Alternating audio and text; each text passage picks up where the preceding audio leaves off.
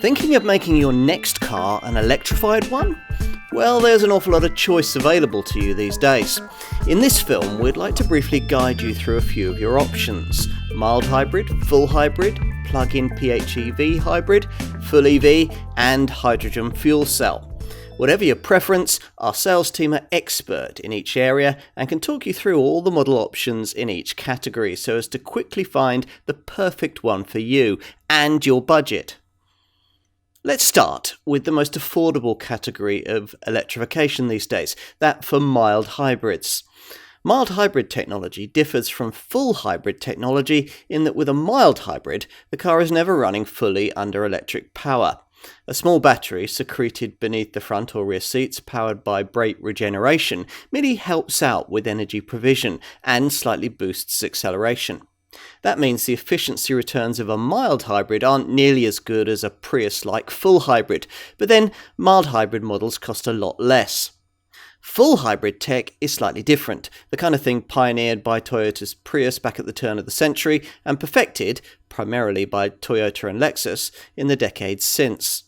The engines on offer in this category can't be plugged in for a degree of all-electric range, so they're sometimes called self-charging hybrids to differentiate them from the PHEV variety. Full hybrid tech uses a larger battery than would a mild hybrid engine, which allows the power plant to switch in and out of full electric mode in town traffic. But if you want to go any real distance on electrified power yet retain the peace of mind that comes with the extended driving range you can currently only get from a conventional combustion petrol or diesel engine, then what you'll need is a PHEV plug-in hybrid.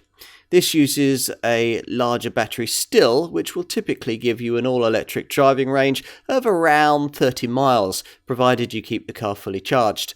And when the range is used up, the engine will seamlessly switch into combustion mode. Because the current WLTP industry fuel and CO2 measuring system takes a PHEV model's all-electric driving range into account, incredible sounding 3-figure combined cycle fuel economy figures and sub 50 grams per kilometre CO2 readings are routinely quoted for PHEV models.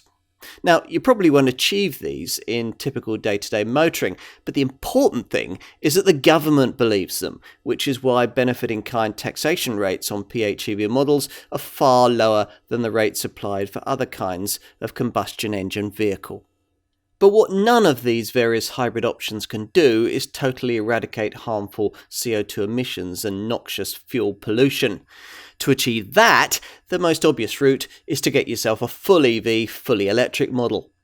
These kinds of cars, BEVs, will still only be suitable if you have off-street parking and only typically undertake short to medium length journeys, but they've come on a long way since you last looked. Stung into action by US brand Tesla, the major makers have now developed full EVs that really can go a decent distance between charges. The better, smaller models can now travel over 200 miles between charge-ups, while for large luxury electric vehicles, usually luxury SUVs, the figure is closer to 300 miles.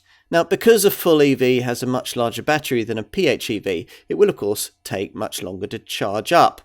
Just how long depends, of course, on the type of supply you use. The industry likes to quote recharging time figures from public rapid chargers that can typically replenish an EV model's battery from empty to about 80% in under 45 minutes.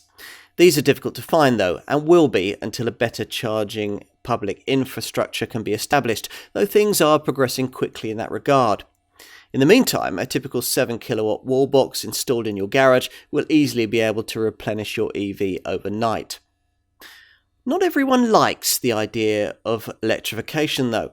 Some people's perspective is that combustion engines are intrinsically polluting and basically inefficient, and that any kind of plug-in EV merely moves the environmental pollution point from the vehicle to the power station that charges it.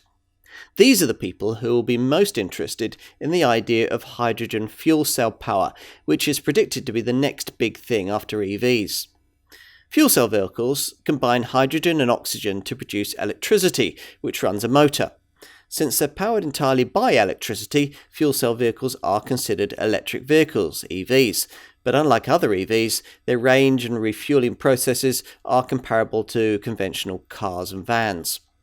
Converting hydrogen gas into electricity produces only water and heat as a byproduct, meaning fuel cell vehicles don't create any tailpipe pollution when they're driven. In fact, it's claimed that they actually clean the air around them as they drive. A hydrogen refill takes about the same amount of time as filling the tank of a conventional combustion engine petrol or diesel model, around 5 minutes. That's the good news. The bad news is that finding a hydrogen station to facilitate that process is likely to be a challenge. At the moment, there are only a handful of hydrogen filling stations in the UK, though there are plans to increase their number to 65 by the year 2025. There are currently only 2 hydrogen fuel cell models on the market, the Toyota Mirai and the Hyundai Nexo, but you can expect that to change as the refueling infrastructure improves. So, lots of choices then. The EV route that works best for you will depend on lots of factors. To name just a few things, your budget, your motoring preferences, whether you have off-street parking, the length of journeys you typically do, your environmental outlook on life, and so on. And the sheer multitude of choices now on offer can get confusing. Let us help guide you through it all.